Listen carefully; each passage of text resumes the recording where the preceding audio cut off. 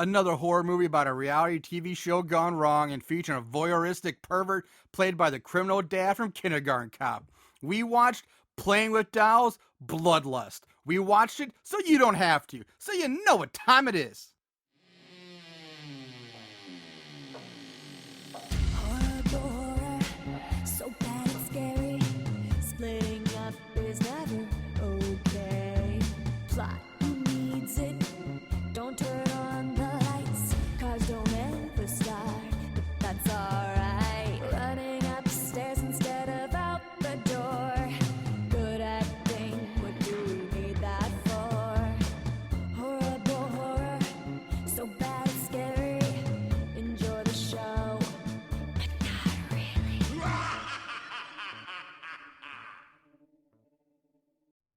What's up, Moon Goons? Welcome to Horrible Horror, the podcast where we watch the worst of the worst in horror movies. Movies so bad they're scary. I'm your host, Marshall Hampton. With me, my co-host, Mr. Aaron Southworth. Aaron, how are you doing this fine day? I'm sick. But hey, I'm back. I was in Denver last weekend, getting that Rocky Mountain high, and now I'm back here. Special shout out to Sarah Samples for helping out last weekend while I was out of town.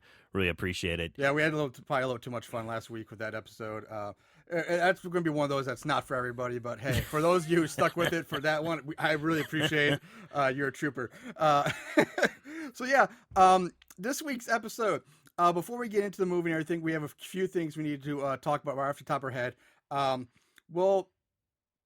guess we'll talk with, but we'll get the sad news out of the way first, so then we can focus on the happy, good stuff. But we do have, just for personal thing we need to, we feel like we need to get it out there. So, Aaron.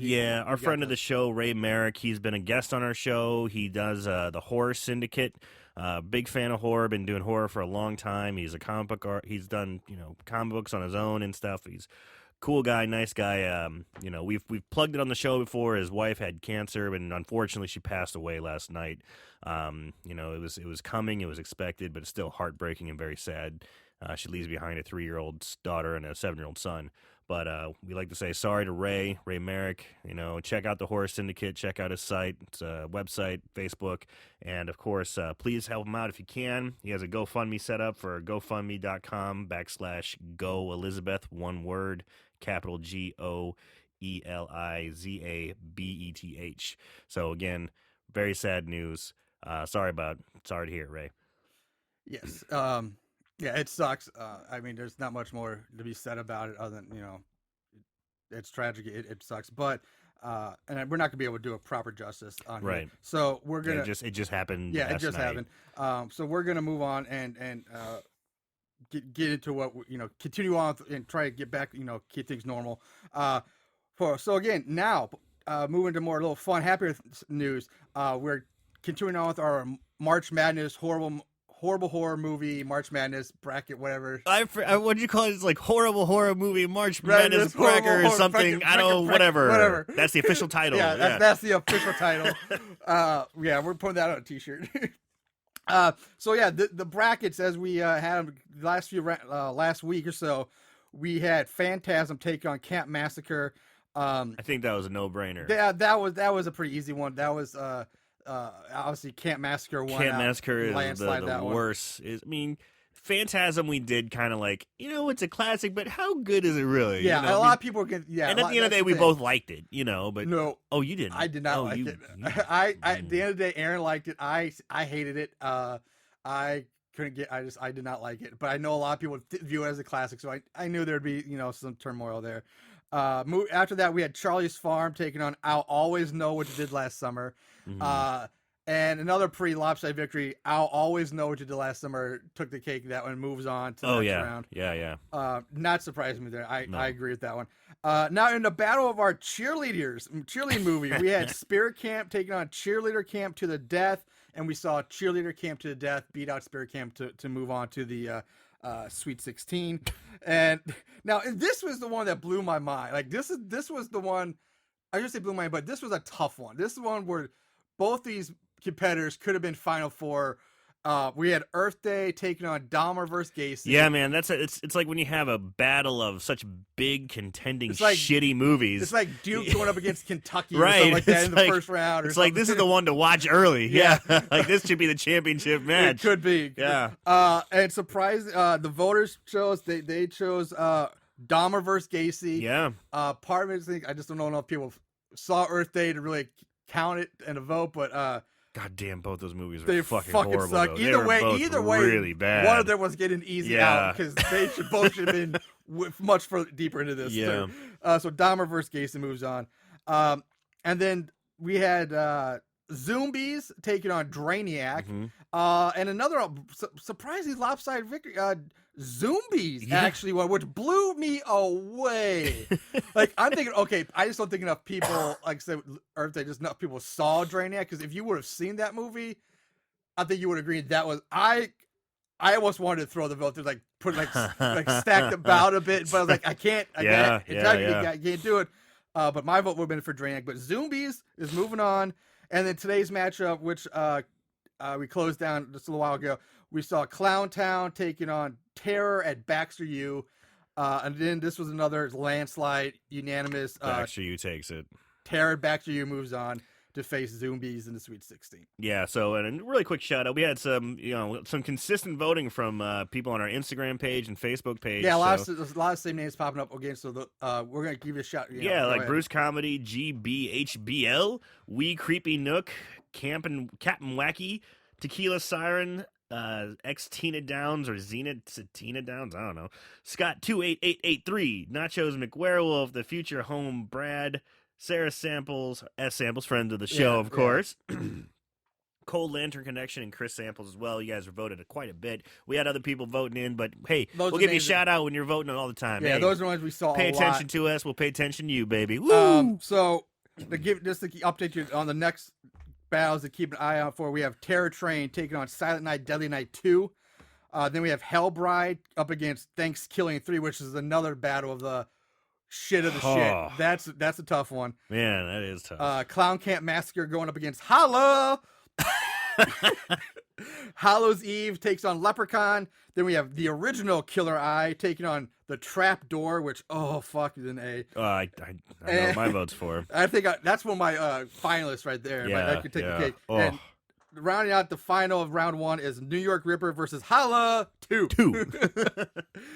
So look forward to those in the next this upcoming week to keep voting, and then that will finish out round 1. We'll start with the Sweet 16. So that done, let's move on to this week's movie, which is Playing with Dolls, Bloodlust.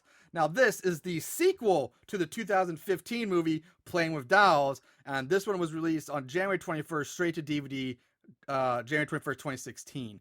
So, like, 1 year, they did not wait very long to kick out this sequel, No. which a sequel to a movie I'd never even heard of.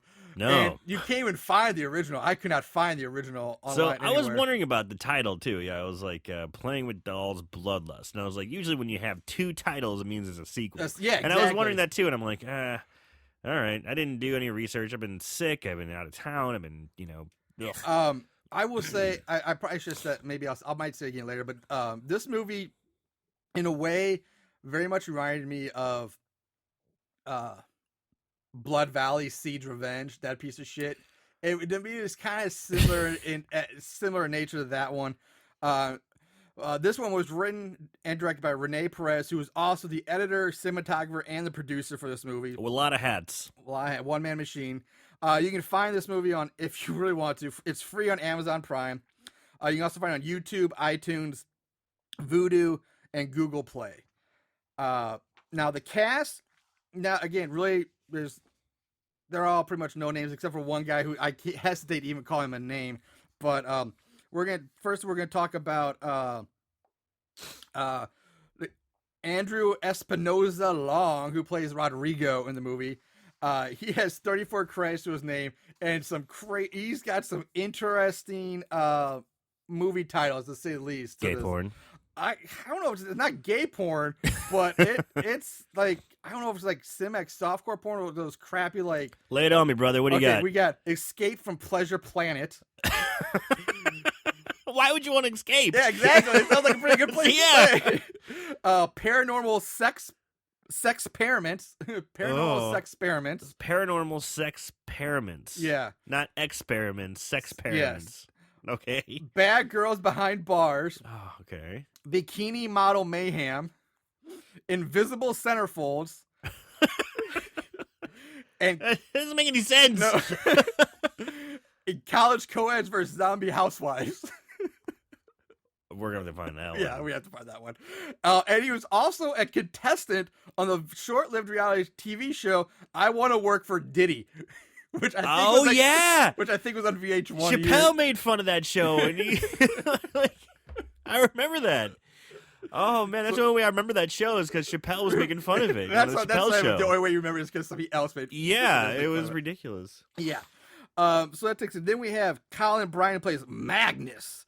He's not a whole lot, but he's got some interesting things. One for those, he was in an episode of Tattoo Nightmares, which was a tattoo show, obviously, where he was one of the actors in like the flashbacks where they talk about how they got the bad tattoos or something like that. Okay. So he like, or he's one of those dramatization like Right. reenactors type. And he's also been featured several times on the YouTube channel Bat in the Sun. And on their show, Superpower Beatdown, where they take fantasy matches of comic book characters, like who would win. This guy Oh versus yeah, this guy. I love that shit. I love it too. Where he was in two of those, where he was in Master Chief versus Captain America, and he played Master Chief, and then he was in Superman versus Thor, and he played Thor. Yeah, he looks like he played Paul for Thor. Yeah. So and then let's see, we have Karen Bronze plays Stina. The only thing she's 10 credits, and she's in a horror movie called The Obsidian Curse, which also stars the next guy I'm going to go into, and the upcoming horror movie, From Hell to the Wild West. That's about it. You sure she was not in Beat Borscht Massacre? Yeah. Maybe that one too? Dude, That is Eastern European release. You enjoy it. Beat Borscht Massacre. And then, Dude, her accent in the whole movie, I'm just like, you're like Melania Trump's like dissing cousin. You know?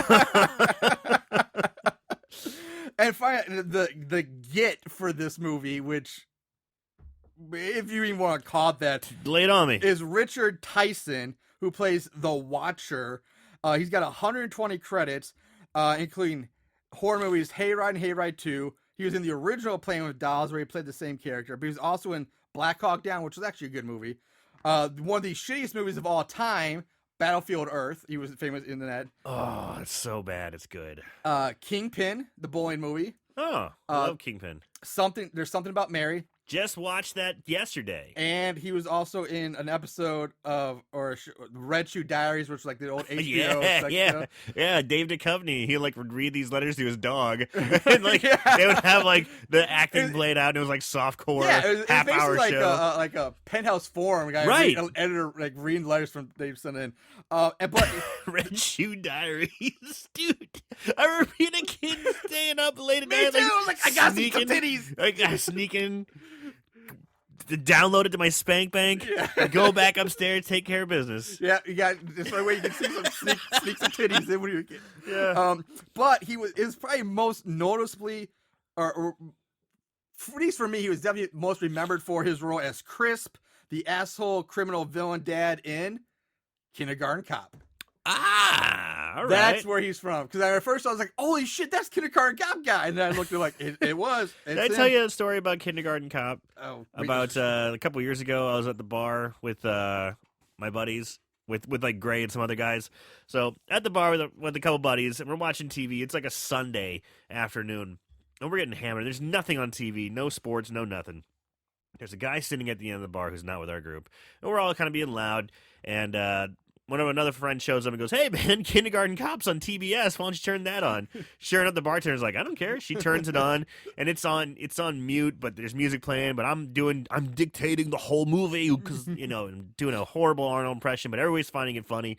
And the guy at the end of the bar slams his beer down, and like it spurts all over. And he goes, "Kindergarten Cop, are you fucking serious?" And we're just like, "What?" He storms out without paying for his beer and just leaves. It was awesome. Oh, that's hilarious. He got so enraged at Kindergarten Cop. I don't know, man. I would have been on your side. Like, I used to love that movie when I was younger. He couldn't take it. He couldn't take it. There's something seriously wrong if you can't handle if that's your We're all just laughing, having a good time doing bad Arnold impersonations, and he just, oh Who man. knows? Maybe something really bad happened to that man that day. That just pushed him over the edge. He caught his wife cheating on him, and Kindergarten Cop is on in the background. It was on the back. Yeah. He sees it. He's getting all these flashbacks. Are you serious? Ah! As it has to be it. Oh, I think we found it out. There we go. So all right, let's jump. I apologize if I'm sniffing a lot too. You might hear me. Let's go into the movie itself. So this movie opens with this lone girl staying on like a ridge out in the woods. She's taking a selfie as fireworks go off behind her. Really pretty scene.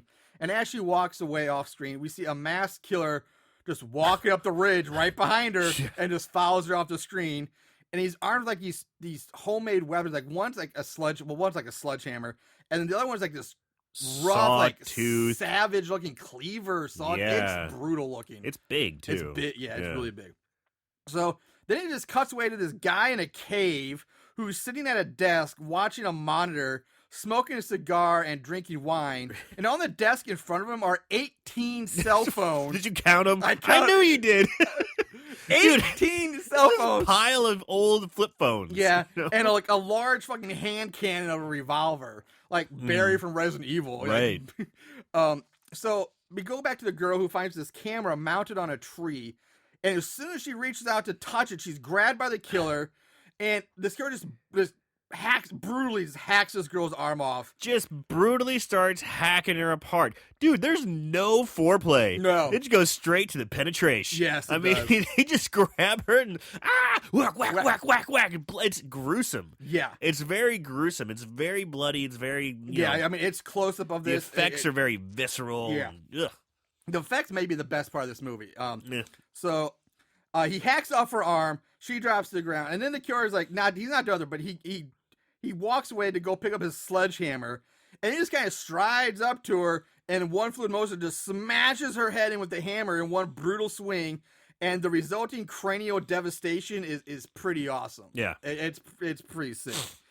Now this whole time, the man in the cave is just watching this while sipping on his wine and puffing on a cigar, and now we go into the opening credits. So that's how you open. That's how you open. Yeah. Beautiful picturesque fireworks, weird dude drinking red wine, smoking a cigar with 18 cell phones, and then brutal hacking. But it makes me wonder, like, based on what we know about the movie and why the rest of the people show up in this area later, why is this girl out there alone, and why are there fireworks? Right? Yeah. Maybe that's something from the first one. Maybe it's something yeah. Maybe I we don't missed know, it, you but know? it's so weird. It's like, okay, she's out in the woods by herself, fireworks going off, so hey, the Philadelphia, and then just hack. Like, what? Like I said, there's no foreplay. It just goes straight to. So, Ugh. now it is worth noting that this whole movie is shot intention looked like old Grindhouse film. Like, I mean, the intention add like the white, like grainy effects and the kind of skipping every now and then. So that's intentional to make, which gives it a kind of, I guess, a unique feel, if you will. But I don't really know if it works or not here. Those Grindhouse movies came out in 2007. That was 10 years ago. Well, no. You know, I mean, well, that when they first took the big, you know, push. That's when Grindhouse came out. That's when Death Proof came out. Yeah, there's a movie then they named filed, it, but Grindhouse was a style back then. Like, I agree. drive-ins. But it feels like it's like they missed that bandwagon, I guess, is what I'm trying to say. Okay. I mean, I get it. I was just saying they're like, just trying to make it look like an old, like, yeah. So anyway, after the credits, we meet Stina. Yes, not Christina, Stina in her car. She's primping herself, getting ready for a job interview while she talks to her young daughter who's sitting in the passenger seat. And we get some backstory about her and her money problem, seen from her ex-husband's gambling problem, that he's in jail and blah, blah, blah. It doesn't fucking matter. She's desperate. Yeah. Very desperate for money. She leaves her child in the car because kids apparently aren't allowed in the building. So right off the bat, I'm just like, oh, she's going to Titty City. She is. She's going to apply for a job at a strip club. And the strip club looks more like an old fur trading post with tacky Christmas lights than an actual strip club. This place is ridiculous. I mean, the guy who... Oh, my God. I love this guy so much. He looks like an old McGruff crime dog who's, like, aged 1,000 years with a beard. I say look kind of like Willie Nelson's, like, brother or something like that. Drunken brother. Yeah. It's like his methed out cousin or something. Yeah. Methed out Willie Nelson. But to me, he's the best character in this whole movie. He's very straight up with her. Yeah, I love this He guy. doesn't like trick her or fool her. I actually kind of like this guy too. He's straight up. He's straight to the point. Yeah, I And like it when she answers the door. It's like, oh, you're here for the job? Yes, my daughter. She's in the car. He goes, oh, and there's the homeless man there. He's like, get out of here, get, go on. Get the hose on you. No, so yeah, she's like, hey, is there an application of felt? And he responds with, this is a strip club. Take out your tits and strip all the way down. That's your application. And she's hesitant to do this, and she tries to talk him into letting her wear a bikini.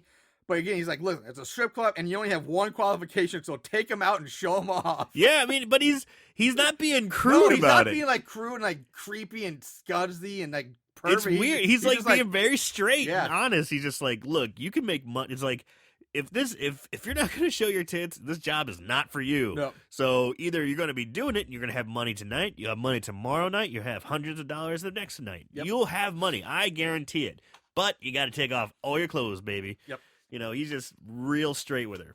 So eventually she starts giving in, and she's about to take out her titties when she hears her daughter honking on the car horn, runs out to check it out, and her daughter's on the cell phone. She hands it to Stina, and on the other end is this older woman who's telling her about she was selected as one of the finalists to compete on some reality game show for a chance to win $1 million. So yeah, that hasn't been, So, oh, I don't have to take out titties anymore. Oh, it's good. Tonight we party like it's 1922. So we go to this open field lined with trees where we meet Magnus, who's playing with catch with his son. And Dude, I love Go on. I can't. The guy's name's Like who? Magnus. Where are you from, Iceland? Yeah, he's not You know? Swedish or Swin or Finnish. Magnus for Magnuson. Yeah, it's like who names their kid Magnus? I kind of like it. I gotta admit. So we learn that he's a former soldier and he's now working as a bodyguard for some big shot actor. Dude, and he too is struggling for money. It's so funny because he's sitting down. So, he's sitting down with his son and he's giving him a toy and he's like, I wish I could have got that Xbox for you or whatever. And like gaming, big game you wanted. And he's like, that's okay. He's like, well, don't worry. I just got a new job. And I'm like, are you a stripper too? is this what all these characters are doing? Is just strippers? Man, it's like, don't worry, son. I just got a new job. It's going to pay me good money. I'm like, stripper, yeah. Nah, not so lucky. So the ex-wife comes up with the bitchy ex-wife comes up with the new douchey lawyer husband. Oh, they take the kid and that's the whole scene. I wish she got killed. Yeah, she was a bitch. She was like that character who's just a bitch for no reason, just to be a bitch. Like she had no reason to be a bitch, nothing at all. But totally off the charts, bitch. Yeah. But I gotta say, goddamn, this is a good-looking man though. Magnus is a good looker. Yeah, I mean, hey, he's easy on the eyes. He's very easy on. He's in shape. He's big. Did you watch Lost? Any of Lost? A little bit. Do you remember the character Sawyer? He was like a poor man Sawyer. See, I was like, he remind me of a younger like Edge, not the U2 guy, but the wrestler. The wrestler. Yeah. Kind of looked like Edge because he's tall but he's muscular and just said that I don't know. He's a good looking man. I don't feel bad about saying it. No problem taking Marshall to bed. So now you're a pushover for that guy. Yeah. You push me onto that bed. Ooh. In case you're wondering, yes, we are gay. So we cut to the small airport where we see Stina and two more contestants staying on the tarmac. Up drives this white SUV. Magnus gets out of the driver's seat, opens the back door for Mr. King. And Mr. King gives him the business for opening the wrong side of the car. You're not going to see my entrance. Yeah. Think about it. Get through a thick skull. Yeah. And so the two of them go join the others. Across from is the older woman that was on the phone earlier and some guy in a cheap suit. And they're staying out in front of a private plane, and the older woman gives them like a rundown of the show and some basic info, blah, blah, blah. The name of the show is Terror Mountain, which sounds more like an amusement park ride or something you see at Disney World. Yeah. Like, Terror Mountain! Or like a Hardy Boys book, you know? It like, totally does! Hardy Boys and the Mystery of Terror Mountain. Yeah. So the winner gets $1 million and gets to star in their own horror movie. But all the other actors are supposed to be contestants are supposed to be actors too. They want to be actors. King, the actor, the legit, supposed to be big time actor, he gets all pissed off with the fact that they have to leave right this minute. But he's like, no, you're gonna wait here while I talk to my agent. He drives off, to leaving Magnus leaving behind. Magnus. So the other one was like, well, fuck him. Magnus does what? You're taking his place. They all get on the plane and they go. Which, how big of an actor is this King supposed to be? Like, you're not gonna see Tom Cruise popping up on Survivor and, hey guys, it's like he can't be that big of an actor. Can't, no. There's no way. But he tried to make it off like he's supposed to be like an A-lister. So now we get this really odd scene. It's weird. It's really short. It doesn't make much sense. But we cut to a casino, and there's a blonde woman in this really nice black dress. She's walking through the casino, and then we see her quickly being led out by the man we saw in the cave, and then we go to a forest. I mean, that's the whole point of that. Like, that's the whole scene. It's like, I don't even know what the point of that was, or why it's even in the movie in the first place.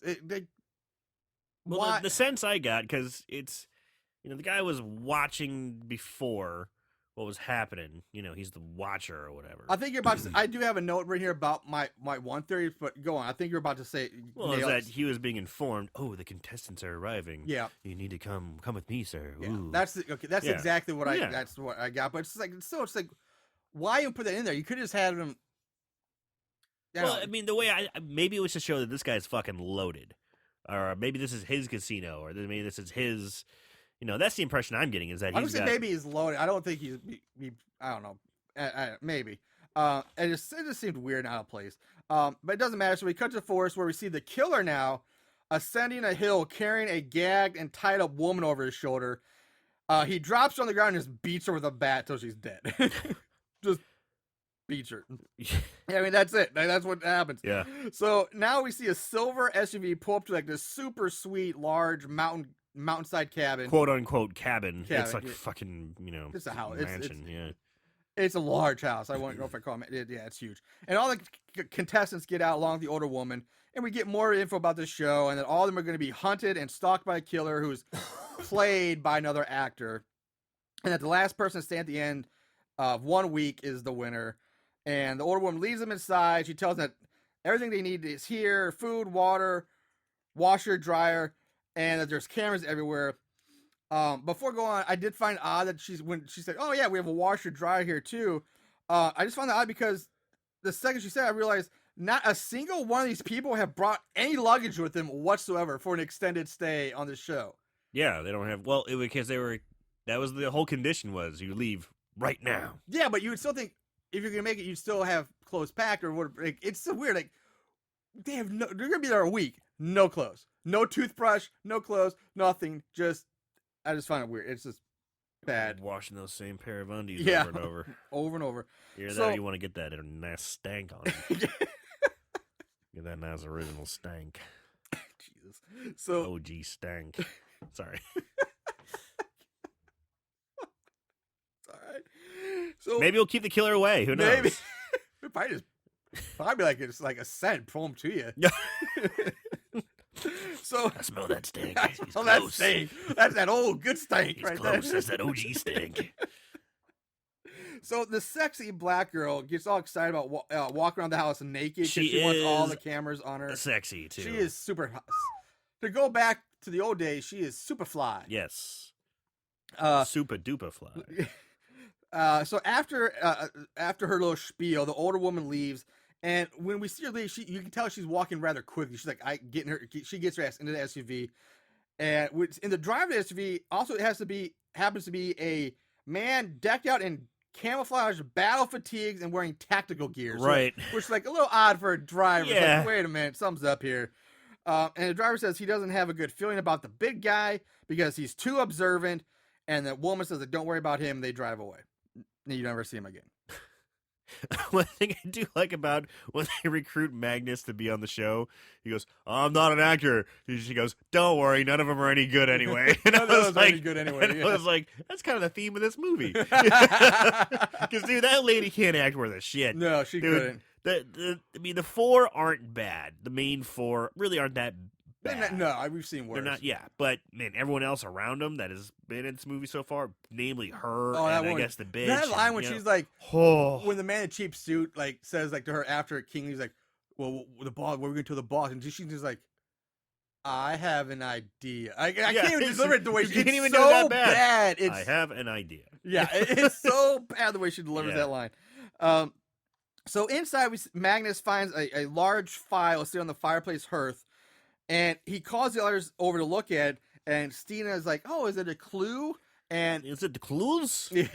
and the preppy guy Rodrigo says that it's nothing, just the producers trying to scare them. He closes the file, hands it back to Magnus, and is never seen, talked about, or referenced again, or mentioned ever again. Again, I'm asking, what the hell is the point of that? Why even shoot it? Why is it there? Why?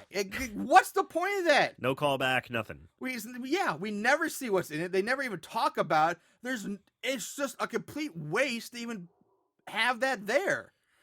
So the sexy black girl pulls Rodrigo aside from the others to form an alliance with him. And she's like, hey, if you agree to my alliance and be my, quote unquote partner or boyfriend on the show, I'll show you my titties. Sweet. So he's like, hell yeah, I'm in. Okay.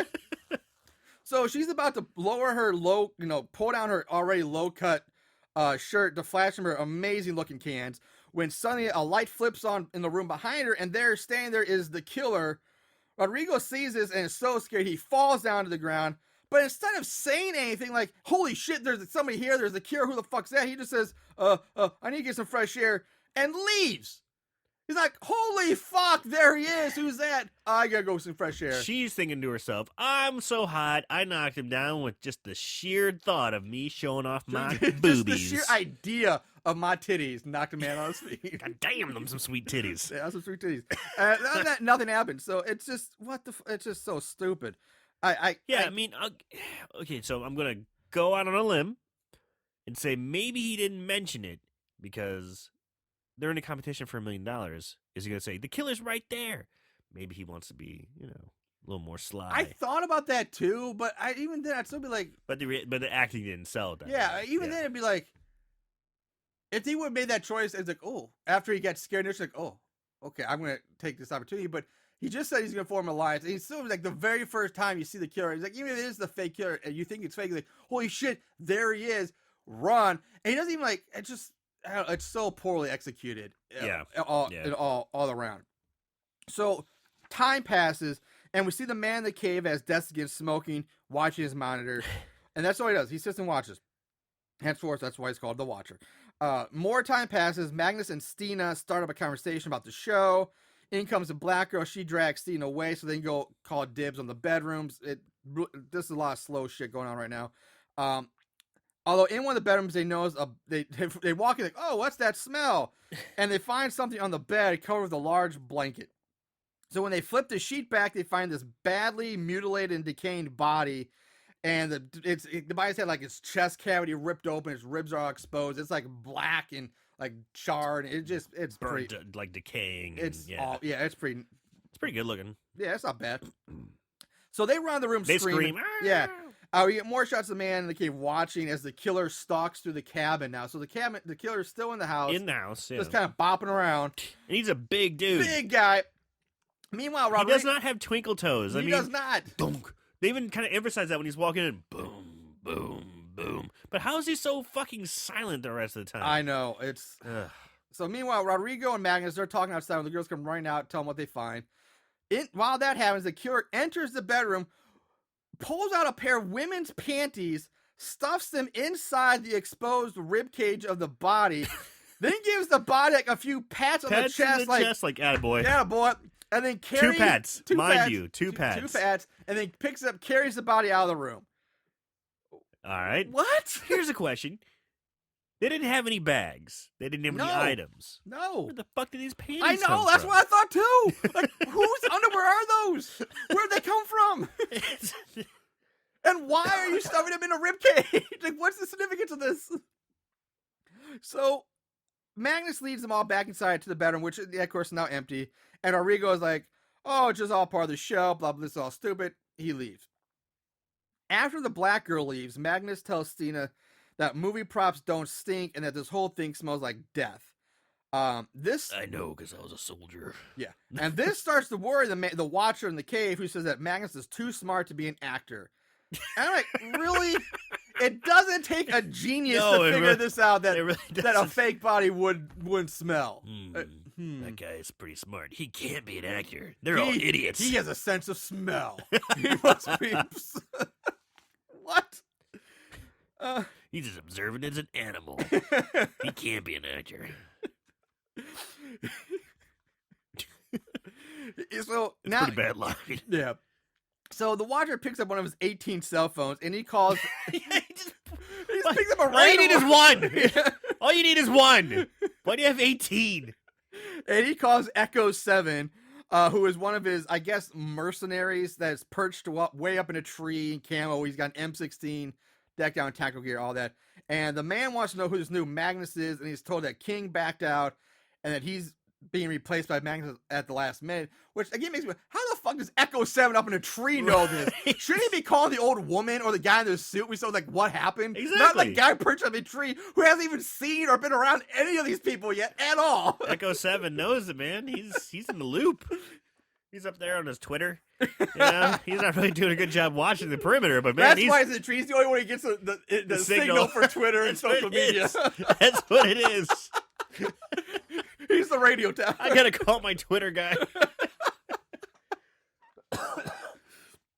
So, the watcher hangs up and whispers to himself, "Let's see if he's the man I think he is." And then, but every line he says is like whispered and like just almost pervy, like Emphasis for drama. yeah, it gets really old really Wonder if fast. He's the man I think he is. Yeah. Yeah. So night falls. Everyone's gathered in the main room, hanging out, talking, and blah blah blah. It goes on for a while, and after some time, Magnus hears screaming coming from the forest outside. He goes to check it out, but is stopped by Rodrigo. He's like, "Hey, don't go out there. It's all part of the show. It's a trap." Don't be an idiot. Yeah, Which is pretty good fair. advice. Yeah. Like, we're on a competition. I mean, they're all totally under the impression they're on a show. About a competition. killer, a horror Yeah. competition. Yeah, Screaming outside, no, I've got to go. Dumbass. it could be a hiker injured. Could have been attacked by a bear. This guy's too smart to be an actor. Yeah, he's too smart. So smart. So smart. So he refuses to sit by. He goes out to check it out. In the forest, he comes to a woman tied to a tree. She's got blood pouring out of her mouth. Mutilated. Now, when I say woman, she looks more like a zombie from The Walking Dead than a living person. Like, just mutilated. Yeah, her face is gone. Her eyes are sunken in. She doesn't look like anybody would even be alive looking like this. Max approaches her, and he just gets cold cocked out of nowhere by the killer. Just comes out by a tree, whaps him over the head, and then just starts beating the shit out of Magnus. Magnus is on the ground, like ground and pounding him. He picks him up, tosses him down the hill, and then the killer turns his attention to the tied up woman, walks over to her, and again, pets her hair, and then gives her a pat on the shoulder, Two taps. and walks away. The sleeves are there. Yeah, good job. Again, what is happening? What is going on with these other people? Where they come from? Why is he patting them? Like, I don't get this. Like, again, is this something from like the first movie that you have to see to understand? Did we miss it? Yeah. So back at the cabin, Stina is sitting by the door waiting for Magnus, while the other two tell her like, "Hey, stop worrying about it. He's probably been caught. He's probably already on the flight home because he's off the show." He was the dumbass who went out there. Yeah, it's all part of the game. Eventually, Stina gets like, all right, she gets up, head to bed, and as soon as she walks away from the door, the killer like pops up right there, watches her walk away from the door. More time passes, and we see the killer walking through the house, and this is really weird to see because he comes to a hallway, turns down the hallway like he's gonna go all the way down, but then he just stops midway, turns around to face the camera, and just stands there as the camera pans off of him. It's so weird. It's like why would anybody just like do and then stop and turn? And the way he does this, he walks and stops and turns. Again, we're gonna make a Resident Evil reference. It's like when your character moved Jill or Chris in the original Resident Evil, how clunky it was. Like he turned side. It's like almost like a robot. It's a very robotic movement. It's like, what are you popping and locking all of a sudden? He's like, doom, turn. Yeah, it's so weird. And then he just stands there. He doesn't try to hide behind the corner. He just stands there. And he just looks odd and weird. And then we see Rodrigo enter the room and he nearly crosses over that hallway into him, but he stops just short of his line of sight. Just short. He grabs a bottle of wine, and then he turns back the way he came. And again, so he never sees the killer. Rodrigo goes to the black girl's room, who at this point I finally learned her name is Nico, which again is a weird name, but it's Nico. He's trying to basically at this point talk his way into her panties. He's like, "Hey, you said you want to be partners, and let's give him a show." And like, let me in, and hey. You know that moment when you just missed your opportunity? Like, you had the opportunity and you missed it. You didn't quite realize you missed it, and you tried to rekindle it, and it just stinks of desperation. Yeah. That's what happened to Rodrigo. Yeah. And desperation is a stinky cologne. No one wants to put that on. Yeah. So, sorry, man. You missed your opportunity. She's like, only when the cameras are on, I'm not doing this, go away, blah, blah, blah. You had it, you missed it, pal. But at the same time, it says... she comes back saying that when the cameras aren't on, it ain't happening. But again, it makes no sense because this whole time up to this point, everyone in this movie, the old woman, Nico, Steen, they're all making a big deal about how the cameras are everywhere and they're always on. But she just said the cameras aren't on. So the lights are out. You know these fucking cameras have night vision. Everything does nowadays. Oh, yeah, Big Brother. Big Brother. Like, every camera nowadays, this 2016 is going to have night vision. They should have done that. They should have... I don't know if it was in their budget or not, but they should. I couldn't imagine it being that much more. No, they should have done some night vision. They should have, like, yeah.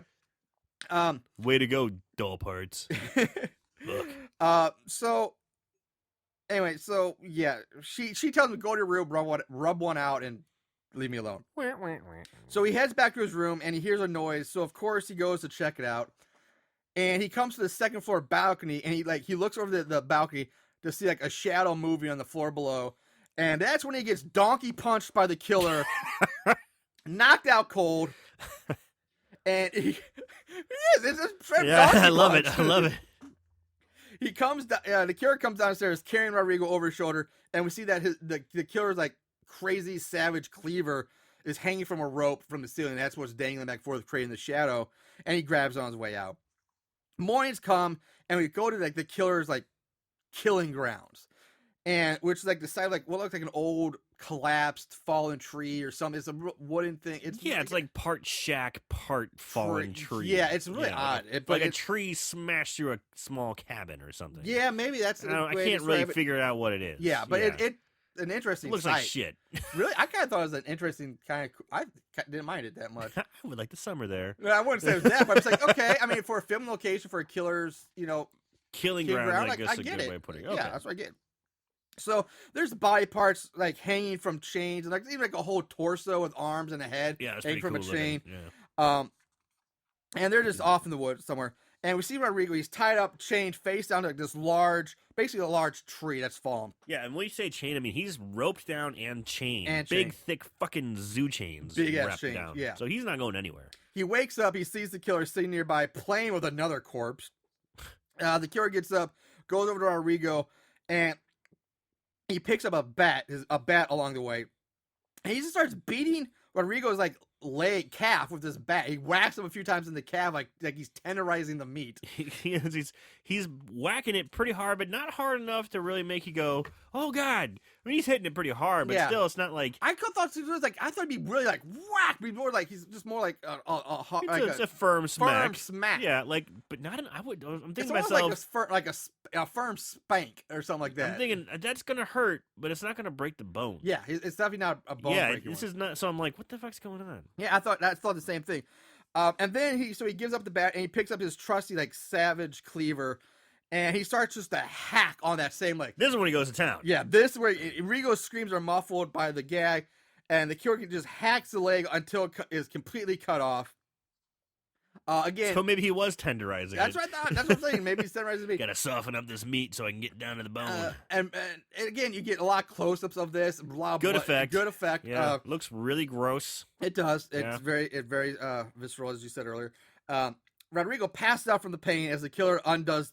He starts undoing the chains, and then he just hops up on the tree himself, stands over Rodrigo, kneels down, and with one large swing of his cleaver, he just chops into Rodrigo's back. Just buries this thing into his back. Rodrigo wakes up screaming, and then the killer reaches into Rodrigo's back and rips out his spinal cord like a fucking Mortal Kombat finisher. Right. Like, yeah. And somebody actually died. I don't know if it's Kano or Sub-Zero or something. Sub-Zero, you know that. Kano rips out your heart. Johnny Yeah. Cage punches off your head. Well, okay, that's the original, very first Yes. Mortal Kombat. I think newer one, something else has done that, but I'm an OG, baby. right. All right, OG. I got that OG stank of Mortal The Kombat. OG Mortal Kombat stank, yeah. So yeah, that's there goes Rodrigo. Spine ripped out, leg cut off. So meanwhile, back in the camp. So just really quick with Yeah. this. Yeah, you know me. I'm not a big fan of torture porn horror movies. Right. It's just not my thing. And if this was torture porn, I didn't really get that sense. Did you? No, I've seen other words I mean, way it's worse. kind of cut in. It's definitely from the same cloth. So I don't just say it's torture porn because it's not so much. He It's really not didn't. that He torturous. sort of tortured him. He cut his leg off before he went with the final kill. But yeah, he just. But it's not really torture. Like Hostel is torture porn. I mean, Oh, yeah, that's where yeah. they're literally torturing people. And this There's is, more torture porn in fucking Jersey Shore Massacre too. Yeah, I guess there was. Yeah, there was some. They sanded off the tattoos and everything and had those guys tied up. And, Yeah. I mean that was more. But I don't. It was I just don't weird. consider that torture porn. That's just a brutal. Like it's to me, torture porn is a whole genre. Like everything has to be that. I don't know. I can't. I'm Gross not. out Gonna, yeah, factor, gross yeah. out. To me, this wasn't quite there. I mean, yeah, there were brutal, bloody, good effect kills, but it wasn't quite torture porn esque for me. It was just brutal. Yeah, so we'll come back to that. Okay. Remind me. All right, I'll try to remember that. So back in the cabin, Nico's listening to music and dance around in her bra and panties for the camera. And I would say, God damn, she's got a tight body. Ooh, It is girl. amazing. And Stina comes down the stairs, and Nico's like, hey, Rodrigo's gone now, too. Just us girls, blah, blah, blah. And she's like happy about it again, thinking he's just off the show. And it's, Well, yeah, they're thinking they're just one contestant away from $1 million. Yeah. So they talk for a bit, and Stina mentions that if she can't outrun the killer, she'll outthink him and sweet talk him. I'm very charming. I think I can do it. Yeah. God, her accent drives me crazy. Uh, Not in a good way either. So we get more shots of the killer just standing around the house. And again, how no one ever sees this guy's beyond me, because we said it before. He's not trying to be sneaky or hide in the shadows or behind corners. He's just standing around out in the open in this house, which, again, it's nice, but it's not like that big. It's And like he's one built like a defensive end. You know, bigger, he's yeah. giant. He's you know? huge. And it's not like it's like a sectional house. Like, this is one of those ones that's a giant open space Yes, house. it's very open. Very you can modern. see a lot of what's going on. Yeah. Not a lot of walls. No. Nice flow. Exactly. Very good. Open concept. So, that sounds so awesome. I'm sorry. That's going to be awesome for the listeners. I'm so sorry, guys. I told you I am sick. So pat me on the back for showing up. Two pats. Two pats in Yeah, the back. two pats. Two pats. So we cut to Nico now in the bathroom. She's getting ready for a shower. She's playing stuff for the camera again. She gives a little striptease. And we see the killer cross behind her into what I guess is the shower, like behind a corner. Again, silent as a ninja. Silent as a ninja for a fucking, like, close to 300-pound man, I'm sure. Nico drops her bra and praise the Lord and pass the ammunition. Hallelujah! Those are some divine titties. But it's a real brief flash. And Hey, man, that's why you got invented pause. pause button. Because she is hot. She is super hot. Yeah. And so Nico turns the corner to enter the shower, and as soon as she does, we just hear a metal slicing sound like Wolverine popping his claws or something, and then the sound of her being split. Yeah, splat, and that's it. Off-screen kill. So weak. Boo. I was so pissed. Like, come on, we're not gonna get some kind of bloody cool thing for the hot girl. Who's naked or whatever. I mean, you had so much potential there to go with something. Yeah, And you give us shink. yeah. Ugh. And, I don't even think she screamed. she didn't. She didn't scream. Well, at least she went quick. Yeah. So we go to the Watcher in the cave, who now has some woman sitting on his lap, and she doesn't. She's like, I don't get what we're watching, and she's like, oh, it's all make believe, it's fake. And while he looks, and he's trying to do this, but he's looked like he's trying to hold back an orgasm this whole time he's talking to her. He's like, oh. He's like sweaty. Yeah, he's like, kind oh, of twitching and fidgety and yeah. It's all make believe. Yeah. Like, that's what he's doing. Like, it's like, holy crap, this guy is about to bust in his pants. To which she's like, can we do something else? Yeah, and we go back to Stina. She's on her bed reading, and their doorknob begins to, like, shake, like someone's trying to get in on the other side, but it's locked. she curls up under her blanket like a kid underneath a blanket, and that's it. In the cave, the Watcher starts telling that girl that he wants to chain her up and take a knife. Because she does. She goes, can we watch some porn? She also has a fucking accent, too. Yeah. And can we just maybe watch some porn? He goes, this is porn for me. I want to chain you up and tie you down and stab you in the stomach and then fuck your wounds. Yeah. Yeah. You say wounds? I thought you said womb. No, wounds. Okay. I was like, I thought you said, I want to fuck your open womb. Like he cut her. Like he cut her open. And Well, it's close enough. Either way, it would be an potato, open potato. Wound. Yeah. Yeah. It would be an open wound, an open womb. So. I have an open wound in your womb. Yeah. Yeah. And I'm going to fuck it. Yeah. So, get ready. So she starts getting creeped out. Yeah, and then he like stabs her in the neck with a syringe and pumps her something straight up Dexter style. And then that's it. She's never seen again. Nothing happens. You don't even see what happens to the body. He injects her. Done. Move on. So the next day, that's it. Like what the fuck? I even need to get that sound effect. Yeah. I get that. So the next day, Stina exits the cabin, goes for a walk to look for Nico, and eventually she happens to glance over at the sound of twigs breaking and sees the killer coming towards her. Thinking that's just the killer from the show, she stands her ground and says, "Oh, you scared me, but it's nice to finally meet you." She offers her she offers him her hand to My shake. name's Stina. Nice to meet you. Yeah. And the killer just... And he looks like he's something out of a fucking Slipknot video. Yes, thank you. That's a great way to describe it. I was trying to figure out how to describe this killer. I will say, I do like the look of the killer in this movie. It's not bad. I really like it. Creepy. He's got this crazy, like, somewhat porcelain-esque mask. It's real dirty, and it's, like, stitched together, like, with, like, metal rings and all sorts of stuff. And then it's, like, wrapped in barbed wire. It's got a few strands of barbed wire around it. Yeah. I will say, I really like the look of the killer in this movie. That's one of the few pluses this movie had for me, was the look of the killer. So the killer just stands there breathing heavily, again, like he's about to pass out because he probably can't breathe underneath that mask. No shit. And he's just looking at her. He's not built for cardio either. He's built for comfort, not speed. So she just keeps trying to like talk to him, and after bitch says, "Fine, if you're not going to talk to me, I'm leaving." So she turns to walk away, but the killer grabs her arm. He raises his savage cleaver to chop her arm off, but then he hesitates. She screams, and he just lets her go. And Stina runs away as the killer just watches. Doesn't give chase. So I don't understand. Like what? It's like really there wasn't why? like a moment. There wasn't an epiphany. There wasn't like a sound. There wasn't anything. He just let her go. No, it's like some weird like Beauty and the Beast, or like why would like is he in love with this girl or something? Like, but you don't get that implication. Yeah, there's no.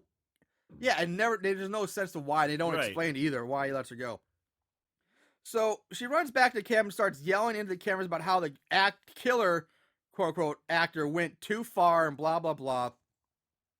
Time passes, and somehow from inside the cabin, she manages to hear a faint sound of a cell phone ringing out in the forest. Okay, first of all, I gotta say something before, excuse me. I want to talk about this for a second. The fact that the killer, that interaction she has with the killer. Now, again, she thinks it's another actor, and she's like, "Oh, I'll just talk to this guy, one person, and he'll let me go or not kill me." But I still call bullshit on that, and I don't think that would work anyway. Because one, if it was an actor killer and his job was to kill her on the show, I don't think he would not do it because that's his job. That's why he's there. I'm pretty sure the network people would be pretty pissed off if he's not doing his job, and so there's cameras everywhere. Exactly, and you're in a competition. You don't know for sure if Magnus and Rodrigo and whatever hot tits you're his name taking is. the word from somebody. You're just assuming that they've been caught. If you see the quote unquote killer and you're dumb enough to be like, "Hi, how you doing?" Yeah. You haven't been said. No one has said yet. You just won the competition. Yeah. You got $1 million. Congratulations. None of that has happened. Wouldn't you be like, "Oh shit, I better fucking run. Yeah. I don't want to get caught. I want to win." Yeah. I was like, again, like this, if it is even an actor, like she's a fucking idiot. She gets paid if she wins. He's getting paid no matter what. So he's going to track her ass down, and he would kill her for the show. And she's like, "He's not going to kill me. I'm just going to talk to him." It's bullshit. It doesn't work. It doesn't play. Yeah. So Anyway, now the next thing I want to bitch about is the fact that how the fuck she hears a ringing cell phone out in the woods, like so far away, and she's inside a house. It boggles my mind. Like it doesn't make any sense. There's no way you would hear that phone ringing from inside the house out in the woods. Like, I'm sorry. It angers me.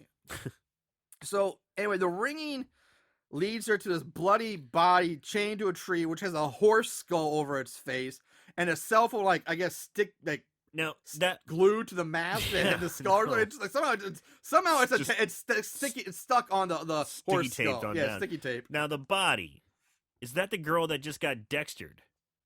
Who just got No, because injected? it's like a dude. Because that girl's wearing like a black dress with like red flowers print on. The Sleeveless, buys, yeah. it's sleeves. The buys wearing like black jeans and a black shirt with sleeves that are rolled up halfway up the arms. It almost looks. At first, I thought it was, they're trying to make it look like Magnus's body because he's wearing almost the same thing Magnus is. He's wearing Magnus black had a clothes. black T-shirt. Yeah. No, he's wearing like a black dress-up shirt with his sleeves rolled up. No, well, Magnus had a T-shirt though. No. Yeah. No. Yes. No. Yes. No. Yes. No. I'm going to argue. How long did this go on? Yes. Yes, No, yes, he didn't. He had a black dress-on shirt with sleeves rolled up. St. Patrick's Day shot says he had a black T-shirt on.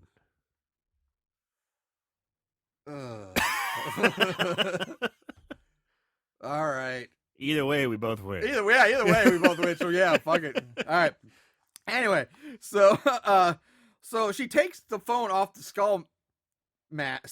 horse skull, and we see the killer like walk behind her again. It's like, I wish he'd be doing something like jazz hands as he's walking by in the background. Or like do like the WB frog thing or whatever he's doing. Just like, hey, how's it going? She doesn't know I'm here, even though I'm 5 feet away from her, and I'm 300 pounds walking through the forest. Yeah. God damn it. Oh, God, I'd love that so much if that happened. So on the phone, she answers, and it's the Watcher. And he tells her, you just won. It's just you and him now. That you won the $1 million. You're the last one standing. He goes on to say the cabin's all hers for the night until she's picked up in the morning. And that she should party, drink, and celebrate like there's no tomorrow. Because it makes for good TV and because she's rich and famous now. So again, during this whole conversation, the Watcher sounds like he's about to cum in his pants. You've just won. You know, Yeah, it's like, come on, dude. Yeah, it's really... Ease back. Yeah. Throw it down here. Throw it down a bit. So now we go to Stina popping wine and cranking up some music and dancing around the cabin. Oh my which God. is basically just her jumping around like an idiot. It's the music is so bad. The music is so bad. It is. Got It's bad. going on. It's just like weird butt rock, kind of music going Butt on. rock. And she's not dancing. She's just jumping. Yeah, she's basically just jumping around. Just jumping, like pounding vodka and smoking joints out on the porch. And just jumping some more, and this goes on for like I was gonna say this thing it's like a goes music on, video. Yeah, it goes on It's way like too long. the worst music video I've seen. Yeah, it goes on way too long, in my opinion. Night falls again. Stina's asleep on a bed. The killer sneaks into her room. He uses the cleaver to pull open her shirt. We see some titties. To which he recoils. Thank you. Oh my. Okay, first of all, the tits are pretty nice. I love it. He sees the boob and he reels back, puts his hand up like he's grossed out by them or blinded by them. It's like I have been blinded by titties myself before. I have been titty blinded in the day when I was younger. Oh my God! That was probably the best part of the movie. In my Titties, opinion, no! he just like lifts it up with his hacksaw, fucking evil death He's like dragging cleaver. reeling from garlic or a the crucifix. sun. He's well, titties. This is kryptonite. Yeah. I loved it, dude. Now that who knows? I mean, that's how she could have survived. She'd have been like, "Yeah, get back, the titties," Yeah. like, get out of the way. Yeah, maybe. Yeah. Maybe that brings it back to the strip club where she wasn't so uptight about showing her titties. Maybe she would have lived. She would have been alive. She wouldn't have to be in this situation. But if you think no, it doesn't play because Nico was titty. Maybe that's why he had to do the quick kill. Maybe he had his eyes covered and just went he blinded himself so the titties couldn't get him. That's why he didn't torture her. That's why he didn't do anything gross or horrible because he's like, oh crap, she's topless. I'll Titties, just no. cover my eyes and throw my action. Hope I hit her. That has to be it. That has to be it. Oh my god. Okay, I love it. I love it. So anyway, she wakes up, sees him standing over. She's about to scream, but the killer again just punches her and knocks her. This guy loves just punching He's people. got a great right cross. He does have a great right. It's like a straight cross. Straight right. So now we're taking it back to his killing grounds, and Stina's positioned on the large fallen tree. And what Same looks place like, where Rodrigo was. and it looks like there's like this long like black colon like draped over her face. Which first I'm like, what's the fuck with that weird alien tentacle? Yeah. I don't know what I'm thinking. Of course they pan back and it sure enough, it's intestines. It's like I thought large intestines. I'm guessing it's yeah. supposed to be intestines, but like it's awfully. You always see when you see it, they're more like pinkish, reddish. These are black. It looks like. So they've been sitting out for a day or two. I guess Yeah. they're jerky intestines or something Yeah, like that. they're going dried bad. up like they dried like an earthworm left out in the sun too long. Right, And it's right. Like, it's pretty good. So she's also gag and bound. She wakes up, shakes off the colon, which I caught, and the killer emerges, pulls out a serrated blade from some other body, and then he takes off one of her shoes and cuts off her big toe, Which is pretty fucking gross. yeah, again, great effect. I made my feet in a tiny little fist when I saw this. Like, ew! Like my feet just curled up and balled up. The effects are great, and even like the severed toe itself when he's playing with it looks good. But then he takes the toe and shoves it into the eye socket of the decayed body that's like right next to her. Gives it two pats. Pats it twice. Maybe this guy's just got OCD. Like, Yeah, he's an OCD I think killer. so. He's an OCD killer who has titty night. I mean, Tittyitis. Tittyitis. Well, I say kryptonite tittyite or something. Cryptotitties? I don't know. I don't know how it works. But Let's just say he's allergic to tits. allergic titties. And it's like it's the weirdest killer. And then he puts her shoe back on. Yes, he puts the shoe back on her and pats her twice. Like, there you go. Here's your shoe back. Don't worry about your toe, though. I like this guy.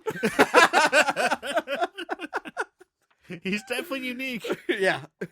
Oh, God. And then he picks up, like, this large saw, and he's about to, like, saw into her face when we hear the sounds of gunfire coming off in the distance.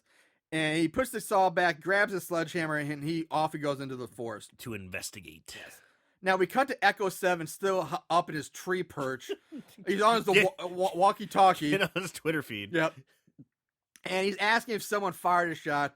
And some other mercenary chimes back saying it was him. I shot a deer for some good eats for later. Now, I should also mention here that these mercenaries, quote unquote, look way too old to be doing this kind of work. These guys are Vietnam like, vets. Yeah, they're like 40s, 50s, full heads of gray hair and beards. They're looking more like one of them looks like a Civil War general. I mean, like they should not be doing this work. Stepped off the cast at Gettysburg. Yeah. So Stina manages to free herself and she hobbles away.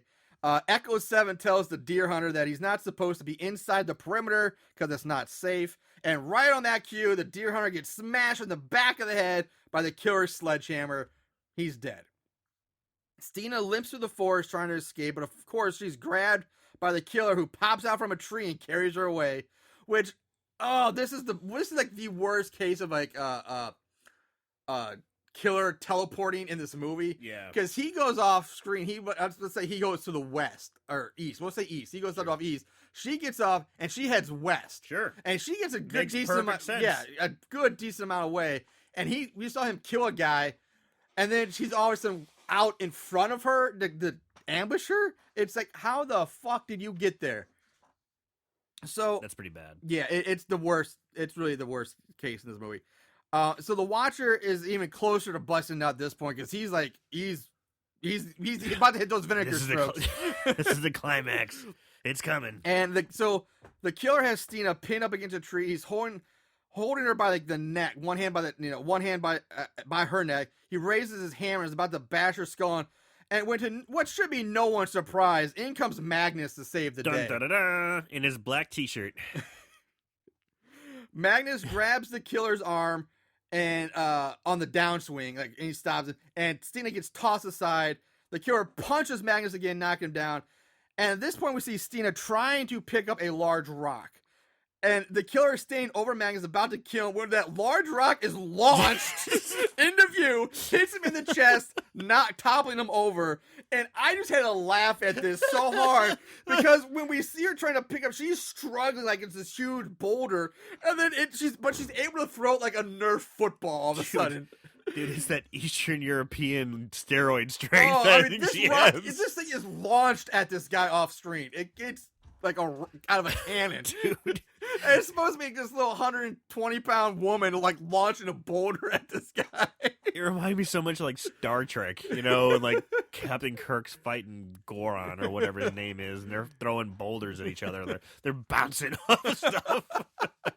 That's what it was. So anyway, Magnus gets up, he picks up Stina and carries her away. Like a fucking champ. Yeah, he does. Dude, he just, because she's limping, he's like, oh, we got to get away. Fuck this. Scoop. Just takes off on a sprint. Yeah, he does. Man, Marshall's like, I want to be carried out. Dude, I did that, what is that, what's that movie, Lady and Gentleman and or The Bodyguard. Yeah, like, Lady and Gentleman. Yeah, Carry me. Officer and a Gentleman. Officer and Gentleman. Is that it? Yes, Officer and a Gentleman. Yeah, thank you. Yeah. Carries her away, just uniform. Yeah, carry me. You want to be Whitney Houston in Kevin Costner's arms. So, Kara gets up. The Watcher calls his boys, calls out to his boys to contain the fleeing couple, and then he grabs his hand cannon of a revolver, and he gets up to leave his bat cave. So he's got like 6 or 7 boys that come out. Yeah, you know, he's got a private army. He's got a deep militia. squad. Yeah. He's got a deep squad. So Magnus tells Stina to hide, which is funny because there's nowhere to fucking hide. Kind of in a loosely populated, like. It's a forest, but it's not dense. It's not dense, yeah. And so she basically hides behind a tree like a kid playing hide and seek. Like, maybe they won't see me. You can't blame her. Where the fuck is she supposed to go? Hide. Shit, Magnus. Where do you suggest, buddy? Because I got nothing. Basically, which way do I want to get shot from? Yeah. This way, or this way? Or which way do I not want to get shot from? Because you're exposed on 3 other fronts. And so, Magnus then fights with one of the old man mercenaries, and I'm sorry, this fight should not have taken even as long as it did. It didn't take long, but it shouldn't have taken anywhere near as long as it did, because he should have just been dominating this old man. Magnus is a big motherfucker. He's and obviously because he just hauled ass with Christina. And anyway, Magnus shoots the merc in the foot, leaves him to his fate, which isn't very long because the killer shows up almost immediately and makes very quick work of the mercenary with his hammer. And sledgehammer to the face. You see this big blob of blood fly off. Like I had to watch that again because I liked it. Yeah. We get more shots of the Watcher walking down like his bat cave underground tunnels on his way. And basically, I call it like at this point I wrote down his James Bond villain cave. Dude, he totally is. Yeah. So meanwhile, Magnus is taking out more and more mercenaries like he's fucking Rambo, and Stina has. Is joining. She's joining the firefight because she's got her hands on an Uzi. And now this is again comically bad. This firefight. The effect is so poorly done. It's laughable. There's no consistency at all with the gunfire and the muzzle flash. Because sometimes the gun would fire and there'd be no muzzle flash, and then other times it would fire and it'd be like, bang, bang, you see the muzzle flare or whatever. And then other times it wouldn't be there, but you'd still hear the gun going off. And it looks so bad and cheap when it doesn't happen that it looks like it leaves Stina and like the other actors looking like they're just kids playing war, going bang bang with guns instead. So it's so bad. And like, there's one shot. The worst one is when this one mercenary comes out with a revolver, and the muzzle flare doesn't even come out of the end of the revolver. It happens where the hammer meets the gun, where the hammer hits down. So it happens like right at the end of the hand. It's like, what? No muzzle. The muzzle flash comes out the muzzle, not the chamber. What the fuck? Rene Perez, what were you thinking, buddy? Come on. Yeah, it's comically bad. I mean, it's like high school level special effects here.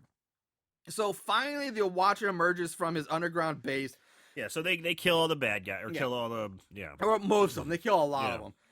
But when he emerges from his subterranean lair, it just so happens to be the exact point where Stina and Magnus happen to be. Right, just right there. Right there. So and he holds him at gunpoint, and he goes into his bad guy monologue. And he talks about how he loves these two too much to just shoot them. So he tells them that, and he says like their lust for survival is just as grand as his lust for pain. Talking about the killer. Yeah, and the killer is like perched up on a hill. Yeah, he's perched up on his hill like this grand like pose, like he's like Superman a small like a cut off like a little cliff kind of area, more of a hill. It's more of a ridge. Yeah. You just stand there posing. I just want him to start like air humping. Like, it's me. Saying they're all grand and grandiose and all that. Yeah, and he's posing, but wasn't he just in the area? Yeah, like how did he get up way on that hill? Right, because Magnus just shot the one guy in the foot, and then right after he got done shooting the guy in the foot, the killer comes in, hits him with a sledgehammer. So you're thinking the killer's right on their tail, right there. But then he walks away to go pose. I gotta go make my appearance. I gotta make a pose. Gotta make my entrance. Gotta give him a good photo op. A good photo. little hip action. I need this picture for my Instagram page. So weird. So we see the killer. Yeah, he's up on that, and the Watcher then offers them a choice. He says that he can execute them here, now, and fast and painless, or they take their chances fighting the killer. And he tells them at least with the killer they have a fighting chance, but if they lose, they will know pain like they've never known pain before. Like they never know. And so, of course, Max like, we're going to go down fighting. We'll take our chance. Oh, my God. Stina is overacting here so bad. She just won't stop whimpering and screaming. Fighting! You're being killed! Oh, my God! Get a grip, goddamn. So, you just shot a whole bunch of guys. You were showing like kind of badass, and now you're breaking apart. I don't know. Yeah. So, the Watcher just lets him go. He just stands like, all right, go. It is where it becomes like the, was it Joaquin Phoenix and Gladiator? He just kind of starts watching. You're right. Very good. And so the killer drops his hammer, and it comes down to meet Magnus and man-to-man, hand-to-hand combat. Killer's like, I don't need this. Drops his hammer. I've kicked your ass like 3 times already in this movie. I don't need this. So they meet on the field, and then Magnus charges the killer. They collide, but the killer doesn't even move. Like, he doesn't move an inch. And again, Magnus is just gets tossed around. So they're going back and forth. Now, there's something I noticed about this fight. All right, so they're fighting and they're going to town. Magnus always throwing the whole time body shots. Yeah. Body shot. Not once does he try to punch him in the head. Well, would you want to punch a guy with barbed wire wrapped around his face with that mask on? It's probably a smart thing not to go after the head. I still was thinking, wouldn't that be kind of cool if he did punch him in the head and he was like, ah! At least I just once, thought that'd be kind of a cool effect or something. something. For effect, they would be like, at least do it once to see it. Like, okay, can't punch a guy in the face. He's got barbed wire wrapped around. Yeah. And that's actually kind of a cool, interesting point. That would have been a nice thing to see. So yeah, the killer tries to stomp on him, but he rolls out of the way. Magnus gets up. He lands a few good punches. Again, the Watcher's just standing there, leaning up against a tree, doing what he does best, stroking his face with his gun, kind of about to come. Yeah, just watching.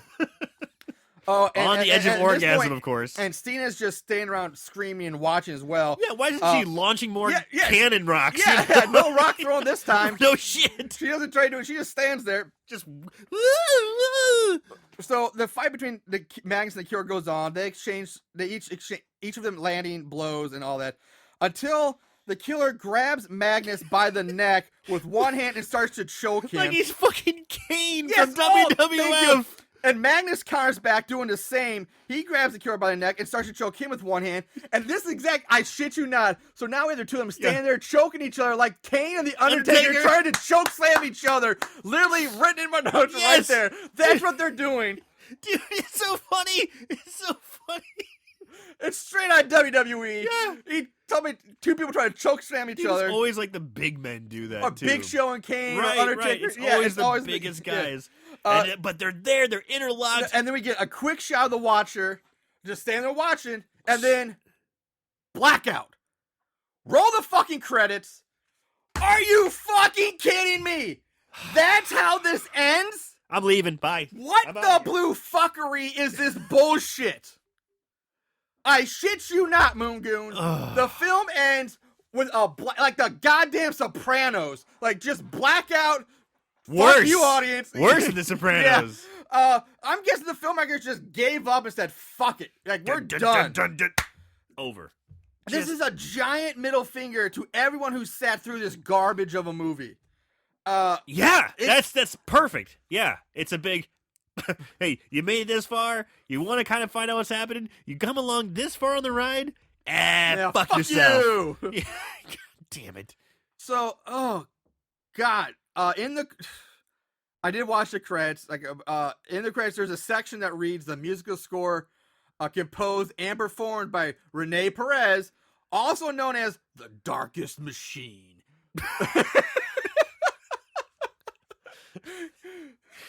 So that lame ass music, Darkest butt rock, machine of butt rock.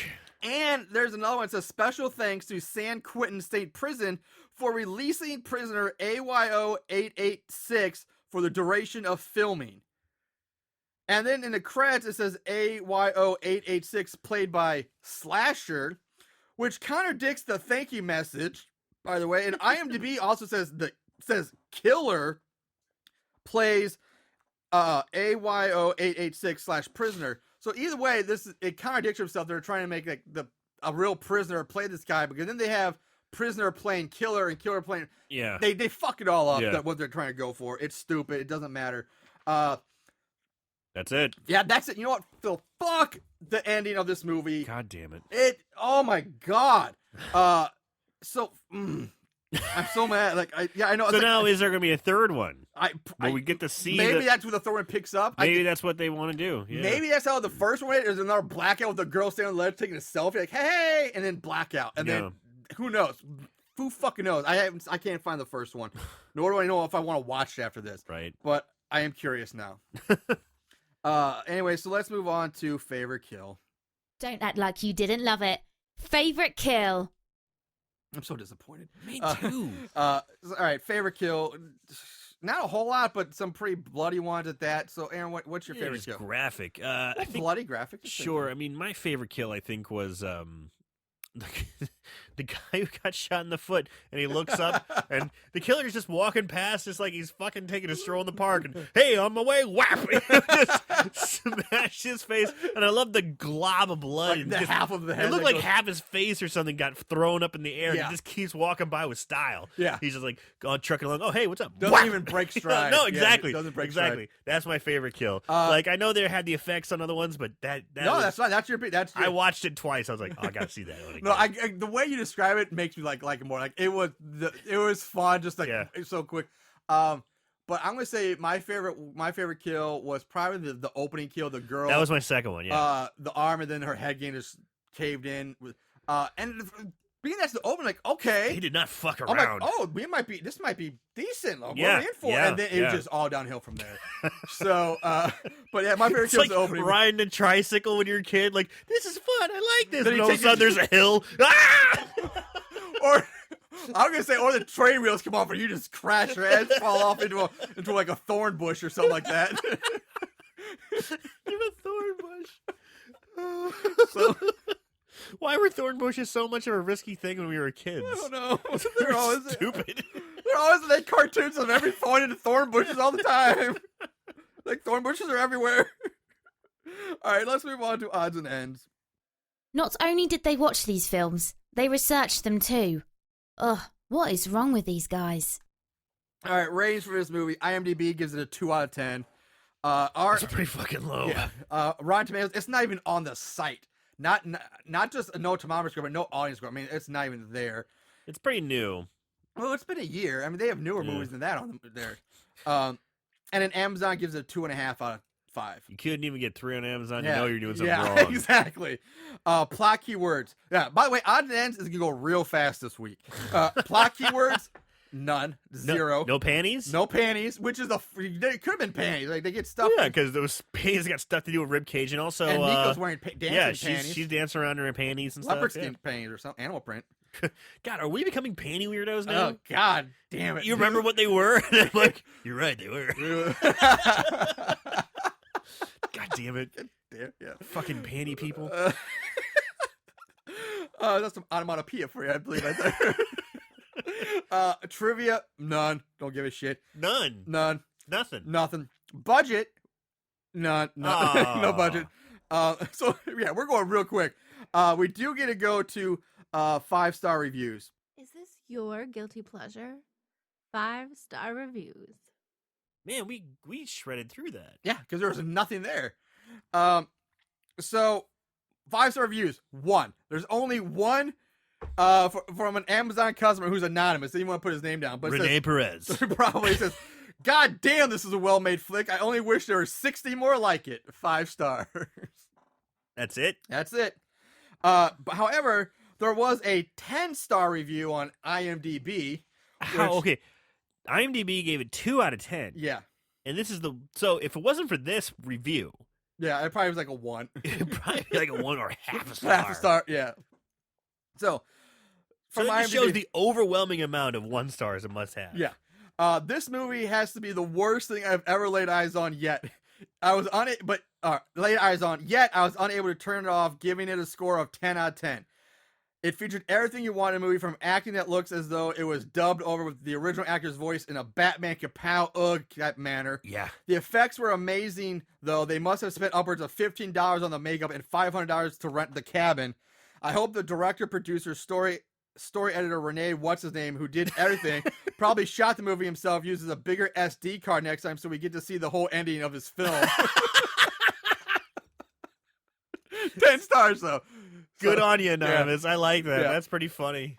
So now I went to 1-star reviews on Amazon. Again, Amazon customer where it's horrible. AV Tech says, I've seen a lot of bad horror movies and I don't bother to write a review. And trust me when I say this movie is bad. Very bad acting and script. But I think the end of the movie is so ridiculous. I actually burst out laughing. I think I was laughing at myself for watching it all the way through. NC guy says, nothing good about this movie. Poor story, poor acting, and laughable ending. I think they just gave up finishing the movie. I'm guessing the $100 budget wasn't enough to finish it. From Sean, this film is just bad. The ending just stopped during the last fight. There's no ending choking each other and roll credits. Blah. And Ken P just writes, did I miss something? Question mark. That's it. So that's we're gonna wrap this up. Final words, Aaron. When the movie started, it kind of had me. I kind of had the same reaction you did, where it was like, ooh, what's going on? That's a violent kill right off the bat. They're not fucking around. Yeah. We're going to have some, this is different. I mean, it's bam, get some murders. Okay, and then we have the sympathetic characters, and, you have the hot chick, and it's kind of an interesting little theme, and, it's kind of been done before, but still it's a little, they do a little twist on it. Excuse me. And then it just starts going down and kind of spiraling around. And then there's some open questions. And this is one of my main questions that I had. These people are actors, right? They talked about going on auditions and parts, and they talked about doing, movie shoots with, man, they even talked about the guy who was the king, the good actor or whatever. They even Alex said, I Singer met him on actor. an audition. He was a dick. So these people are known. They have families, I assume. I know where you're going. That's the point I was going to bring up too. But yeah, go ahead, I mean, continue. they have all this stuff. So, And they might not be known. They're struggling actors at best, but people know who they are. Yes. They have families and they have some sort of network. yes, So they're chosen to go to this isolated area to be basically murdered for this watcher's coming pleasure. Yeah. That doesn't add up. That doesn't hold water. no, I agree. That's one of the big points I was going to make too. Is that I totally right. And there's all those loopholes. Like people would know these people were gone missing, and they would tell people, "Oh yeah, I'm going here for this show." Yeah. Guess what's happening? Guess what? Yeah. So yeah, it's a major loophole. Really frustrating. And then I mean, it was it torture porn? Not really. Was it slasher? Not really. It was just it had its own thing kind of going, which is it just wasn't for me. But that ending, you go through all that crap, and just like the reviewer was saying, you go along for that ride, and then just to get that quick done, God damn it, so bad it's scary. Yeah. You pretty much made a lot of the same points I was going to I make. thought it had potential. That's the only thing I was going to say. I thought this movie had a lot of potential to be something so much better. Like I said, I disagree with the guy who said something about their special effect budget was real low because I thought the effects were really good. The effects are good, but man, their sound sometimes The was sound was pretty bad. Yeah, You could tell there was some dubbing in the studio that just did not match up. right. I get that, but the effects were good. The effects were really good. It starts off with a bang, starts you right off, and but yeah, the potential it never lives up to it. They drop the ball right away, and I guess this again, if you don't see the first one, like. Again, like, why does this guy have his own, like, murder island or wherever the fuck they are? Like, what's going on? Why are they there? Why is he doing this? Who's the killer? Where'd the killer come from? What's going on? Some of that might have been answered in the first one, but I don't know. I also think, like, again, the loopholes about how these people aren't there, like, where they would know they're not there or whatever. Or it's just, there's a lot of missed opportunities with this movie. And again, the ending, the big fuck you, is pretty awful. So yeah, I probably sure I have more to say, but I can't think of it now. As soon as we end recording, I'm like, oh yeah, I meant to say that. Yeah, but I mean, but regardless, so bad it's scary as well. Just lost potential. Not. I just felt like it had it. Yeah. For a minute, it had me. For a minute, it had me. The kills are fine. I didn't think it was as much torture porn as you did, but well, I felt like if you're going to go torture porn, go torture porn. If you're going to go slasher and kill people like on the go, kill people on the go. You know, it was kind of a combo of the two. Okay, excuse me. Yeah. So I mean, it's like I don't mind it. I'm not criticizing it. It's just I didn't know where it was going, and so maybe that made its own thing. maybe it is. Whatever that thing is, it's shit. So stay away from it. Just. But in the meantime, remember continue to check our Instagram page for our updated brackets and continue to vote on that. Check out our Facebook page, Instagram, Twitter, all that, and our website horriblehorrorpodcast.com. We'll be back another week with another horror movie. So in the meantime, remember to